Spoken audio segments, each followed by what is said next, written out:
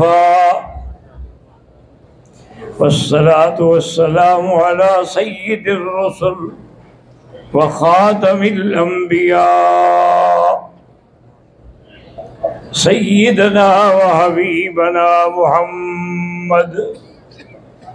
محمد المصطفى وعلى آله المجتبى اللهم صل على سيدنا محمد النبي الأمي الهاشمي وعلى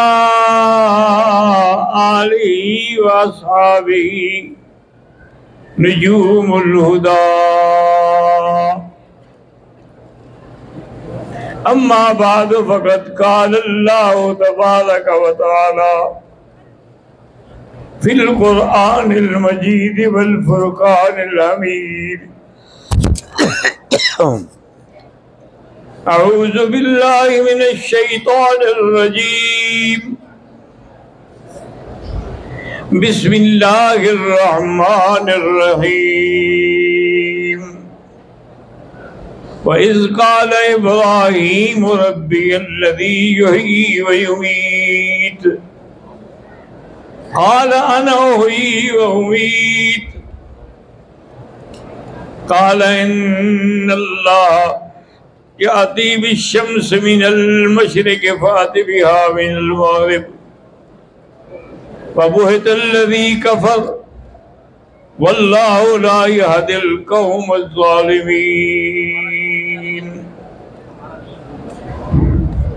قال النبي صلى الله عليه وسلم كل أمتي يدخلون الجنة إلا من أبى قيل من أبى قال من أطاعني دخل الجنة ومن عصاني فقد أبى صدق الله العلي العظيم وصدق رسوله النبي الكريم ونحن على ذلك لمن الشاهدين ومن الشاكرين والحمد لله رب العالمين رب اشرح لي صدري ويسر لي أمري واحلل عقدة من لساني يفقهوا قولي سبحانك لا علم لنا إلا ما علمتنا إنك أنت العليم الحكيم برادران اسلام، چند دنوں سے دروس دلائل ابراہیمی کے ساتھ ذکر ہو رہے ہیں۔ اس میں بھی جو آیت میں نے تلاوت کی ہے، سیدنا ابراہیم علیہ السلام کو نمرود بادشاہ نے بلایا۔ وہ جب ان کی مجلس میں پہنچے تو انہوں نے کہا کہ تم اپنے رب پر کوئی دلیل دو ہمیں کہ تم مجھے خدا نہیں مانتے، تم جس کو رب مانتے ہو اس کے لیے کوئی دلیل تو دو نا۔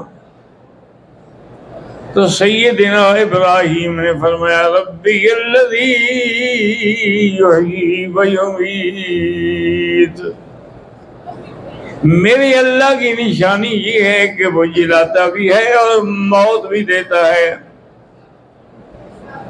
قال انا احیی وامیت، تو بادشاہ نے کہا یہ تو کوئی مسئلہ نہیں ہے، میں بھی زندگی دیتا ہوں موت دیتا ہوں۔ کسی سزا یافتہ کو جس پر سزائے موت جاری ہو چکی ہو میں معاف کر دیا تو لہٰذا میں نے اس کو زندگی دے دی، اور اگر میں نے کسی کے قتل کا حکم دے دیا تو اس کو موت دے دی، تو کہا میں بھی کر سکتا ہوں۔ حضرت ابراہیم علیہ السلام سمجھ گئے کہ یہ بیٹھا تو کرسی پہ ہے لیکن ہے کودن، اس کی سمجھ ہی نہیں آیا میں کیا کہہ رہا ہوں۔ قتل کرنا یا کسی کو چھوڑ دینا یہ زندگی اور موت تو نہیں ہوتی ہے. اب حضرت ابراہیم علیہ السلام نے سوچا کہ اس سے اس انداز میں سوال کروں جو اس کی عقل میں بھی جا سکے.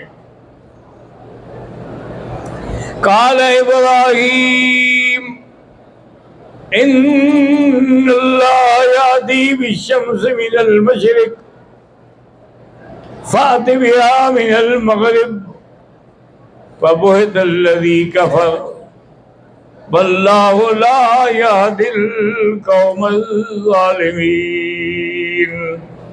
حضرت ابراہیم نے فرمایا نمرود میرا خدا سورج کو مشرق سے ابھارتا ہے، اگر تم میں بھی طاقت ہے تم اس کو مغرب سے نکالو. اب جب اس دلیل کے سامنے تو کافر ہکا بکا رہ گیا، اس کے بعد بھی طاقت ہے کہ سورج کو نکالے. لیکن یاد رکھیں کہ ہر چیز میں ایک حکمت ہو.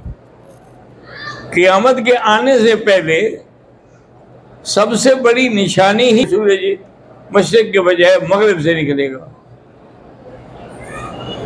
اسی لیے میرے آقا نے فرمایا تھا کہ اس وقت تک توبہ قبول ہوگی ما لم تطلع الشمس من مغربها، جب تک کہ سورج مغرب سے نہیں نکلتا. جب سورج مغرب سے نکل گیا تو اب توبہ بھی بند ہو گئی، سب دروازے بند ہو گئے.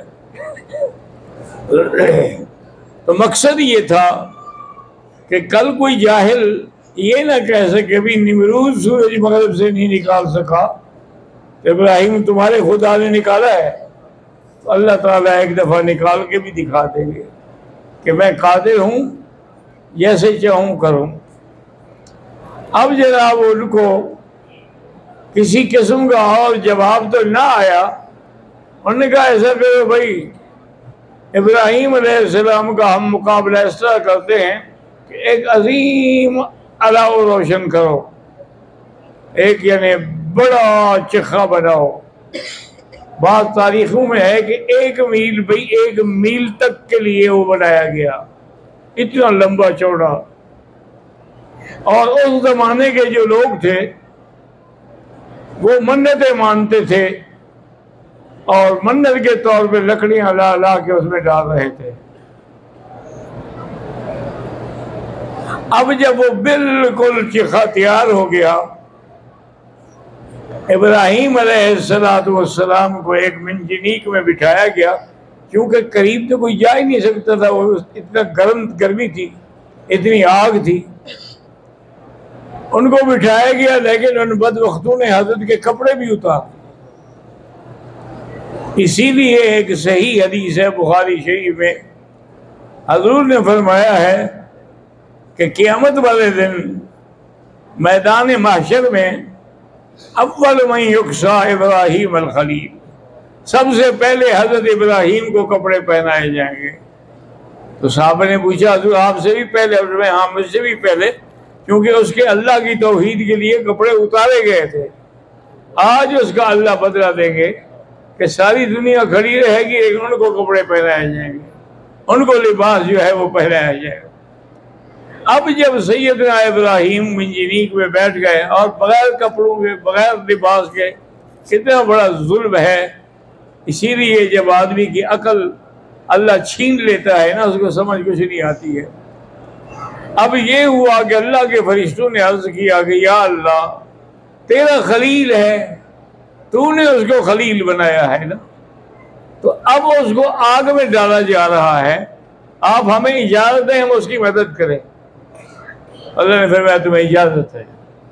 تو فرشتے آئے حضرت ابراہیم کی خدمت میں، انہوں نے کہا حضرت یہ بادلوں پر میرا کنٹرول ہے اللہ کے حکم سے، اب اگر آپ حکم دیں تو میں یہی بارش برسا دیتا ہوں، ان کا چکھا جو ہے وہ بجھ جائے گا، پھر وہ آپ کو نہیں جلا سکیں گے. آپ نے فرمایا ما لکا، مجھے تم سے کوئی غرض نہیں، میں اپنے اللہ سے مانگوں گا. یہ ہے توحید.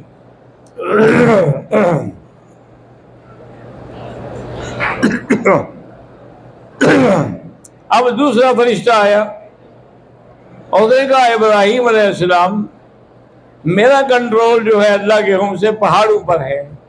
اگر آپ حکم دیں تو میں 2 پہاڑوں کو ایسے ملا دیتا ہوں، چکھا بھی ختم ہو جائے گا، یہ بھی سارے چل جائیں گے. اور لا حاجت لی، مجھے تمہاری کوئی ضرورت نہیں ہے، میرا رب جو چاہے گا وہی ہوگا. سب سے آخر میں جبریل علیہ السلام آئے، کیونکہ جبریل جو ہے یہ افضل الملائکہ ہیں، فرشتوں کے سردار ہیں. انہوں نے کہا ابراہیم علیہ السلام بھئی میں تو ہر نبی کے پاس اللہ کا پیغام لے کے آتا ہوں نا، آپ کم از کم مجھے تو حکم دیں. اور فرمایا لا حاجت لی الیک، مجھے تمہاری بھی کوئی غرض نہیں ہے. تو اس نے کہا اچھا حضور ایک بات میری مانیں، مجھ سے مدد نہ مانگیں لیکن اللہ سے تو دعا مانگو نا، اللہ تبارک و تعالیٰ سے دعا مانگیں کہ اللہ آپ کو نجات دے اس عذاب سے. حضرت ابراہیم مسکرائے اور فرمایا جبرائیل پکارا تو اس کو جاتا ہے جس کو پتہ نہ ہو. کیا میرا اللہ نہیں دیکھ رہے کہ مجھے ڈال رہے ہیں چیتے میں؟ اب ابراہیم حضرت جبرائیل کہتے ہیں کہ اب میرے بس میں اور کیا رہا، میرے بس میں کوئی بات نہ رہی. اب انہوں نے یہ کیا کہ جو منجنیق بنائی تھی وہ اس لیے تھی کہ اس کے ذریعے آپ کو آگ میں ڈالا جائے. اب انہوں نے اس کے ذریعے سیدنا ابراہیم علیہ السلام کو آگ میں ڈالا. ابھی آگ تک نہیں پہنچے کہ حکم آ گیا قُلْنَا يَا نَارُ كُونِي بَرْدًا وَسَلَامًا عَلَىٰ إِبْرَاهِيمَ. اللہ نے فرمایا جس بندے نے میری خاطر کسی سے مدد نہیں مانگی، میں بھی آج براہ راست اس کی مدد کرتا ہوں. اور آگ کو حکم دیا کہ تو ٹھنڈی ہو جا، اور اتنا ٹھنڈی بھی نہ ہو کہ میرے پیغمبر کو سردی لگے، بلکہ سلامن اعتدال والی ہو، سلامتی والی ہو. اللہ کے حکم کے بعد پھر آگ کی کیا طاقت تھی کہ حضرت ابراہیم علیہ السلام کو جلایا جاتا. اب آپ آگ میں بیٹھے ہیں، اللہ کے حکم سے جوڑے بھی پہنچ گئے، کھانا بھی پہنچ گیا، فروٹ بھی پہنچ گئے، بڑے آرام سے کھا رہے ہیں. اس لیے کسی نے اس دور میں حضرت ابراہیم سے پوچھا تھا کہ ابراہیم تمہارے سب سے اچھے دن کون سے ہیں؟ فرمایا میرے سب سے اچھے دن وہ ہے جب میں آگ میں بیٹھا ہوا تھا. انہوں نے کہا کمال کی بات. نے کہا یہ کمال نہیں کہ آگ میں بیٹھا ہوں مجھے آگ کچھ نہیں کر رہی اور جنت کے میوے میرے پاس آ رہے ہیں، میرے لیے تو سب سے افضل وہی تھے. اب کافروں نے تو یہی سمجھا نا کہ ابراہیم علیہ السلام جل گئے. تو نمرود اپنے محل کی چھت پہ چلا گیا اور اپنے ساتھ وزیر مشیر بھی لے گیا کہ چلو دیکھیں تو صحیح ابراہیم علیہ السلام اب جو جل گیا ہوگا وہ تو خیر پہچانا بھی نہیں جائے گا لیکن اندازہ تو ہو جائے گا نا کہ جل گئے ہیں. اب اوپر چڑھ کے جب غور کر کے دیکھا تو ابراہیم تو بیٹھے ہوئے ہیں، کپڑے پہنے ہوئے ہیں، وہ تو جنت کے میوے کھا رہے ہیں. تو فوراً اس بدبخت کی زبان سے نکلا نعم الرب رب ابراہیم، کہ سب سے اچھا رب تو ابراہیم کا رب ہے کہ جس نے اس کو بچایا ہے، جس نے اس کی حفاظت کی ہے.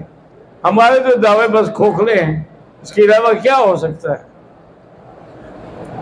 تو اللہ تبارک و تعالیٰ نے حضرت ابراہیم علیہ السلام کو اس امتحان میں بھی کامیاب و کامران کیا کہ آپ آگ سے نکل آئے اور اللہ تبارک و تعالیٰ کی دعوت توحید پہ اسی طرح قائم رہے جیسے پہلے قائم تھے. اور اسی طرح حضرت ابراہیم نے اللہ سے سوال کیا، اللہ سے سوال کیا کہ یا اللہ کیف تحیی الموتى قال اولم تؤمن، کہ آپ مردوں کو زندہ کیسے کرتے ہیں؟ اللہ نے فرمایا ابراہیم کیا تمہارا ایمان نہیں ہے؟ انہوں نے فرمایا بلا، اطمینان ہے. ولکن لیطمئن قلبی، میں طمانینت قلب کے لیے اس کا نظارہ اپنی آنکھوں سے دیکھنا چاہتا ہوں. اللہ نے حکم دیا فخذ اربعۃ من الطیر فصرهن الیک ثم اجعل على كل جبل منهن جزءا. اللہ نے فرمایا ابراہیم پرندے لے لو، ان کو ذبح کرو، ان کو ٹکڑے ٹکڑے کرو، ان کا سارا ٹکڑے ٹکڑے ملا دو اور پھر ان میں سے اٹھا کے، یہ جو کل جبل سے مراد یہ نہیں ہے کہ وہ ہمالیہ پر بھی رکھنے گئے تھے، مانا یہ ہے کہ جو پہاڑ سامنے ہیں ان پر تھوڑا تھوڑا رکھ دو۔ ابراہیم علیہ السلام نے رکھ دیا، اور اس کے بعد اللہ نے فرمایا ثم ادعوہن یاتینک سعیا، اب ان کو بلاؤ تم، یہ دوڑ کے تمہارے پاس آئیں گے، کیونکہ اگر اڑ کے آئیں گے تو پھر تو پتہ نہیں لگے گا نا کہ وہی پرندے ہیں یا کوئی اور ہے۔ جب سامنے چل کے آئیں گے تو پورا پتہ لگ جائے گا کہ وہی ہے۔ تو حضرت ابراہیم علیہ السلام نے ان کو پکارا۔ تو اس لیے علماء کہتے ہیں کہ اگر پرندے ذبح ہونے کے بعد حضرت ابراہیم کی آواز سمجھ جائے، مانا کہ زندہ ہے، تو اگر وہ زندہ ہیں تو پھر اولیاء اللہ اور علماء قبروں میں وہ بھی زندہ ہیں۔ اللہ تبارک و تعالیٰ جس کو زندگی دینا چاہے وہ قبر میں بھی دے سکتے ہیں۔ اس لیے فرمایا ثم ادعوہن یاتینک سعیا واعلم ان اللہ عزیز حکیم۔ ابراہیم دیکھو اب وہ آ جائیں تو جان لو کہ اللہ غالب بھی ہیں اور حکمت والے بھی ہیں۔ اللہ تبارک و تعالیٰ کے آگے دنیا کی کوئی چیز مشکل نہیں ہے۔ تو حضرت ابراہیم علیہ السلام الحمدللہ ہر امتحان میں پورے اترے ہیں۔ اسی لیے جب مسجد اقصیٰ میں تمام انبیاء میرے آقا کی سرکار مدینہ کی انتظار کر رہے تھے تو سب کا خیال یہی تھا کہ آج امامت کا درجہ جو ہے ابراہیم الخلیل کو ملے گا، کیونکہ وہ تو اتنے بڑے امتحانوں سے گزرے ہیں، تو آج اللہ ان کے شان کو اونچا کرے گے۔ وہ آ گئے تو حضرت جبریل نے اعلان کیا کہ انبیاء علیہم السلام سرت مشرقاً و مغرباً و شمالاً و جنوباً ما رأیت مثل محمد، کہ میں مشرق مغرب شمال جنوب سب پھرا ہوں، محمد مصطفیٰ جیسی شخصیت نہیں دیکھی۔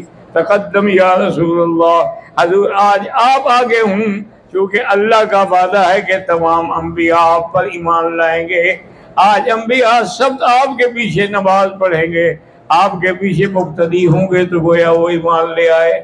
اس لیے اللہ تبارک و تعالی آپ کو بھی اور ہمیں بھی دین کے سمجھنے کی توفیق عطا فرمائے اور پھر اس پر عمل کرنے کی توفیق عطا فرمائے۔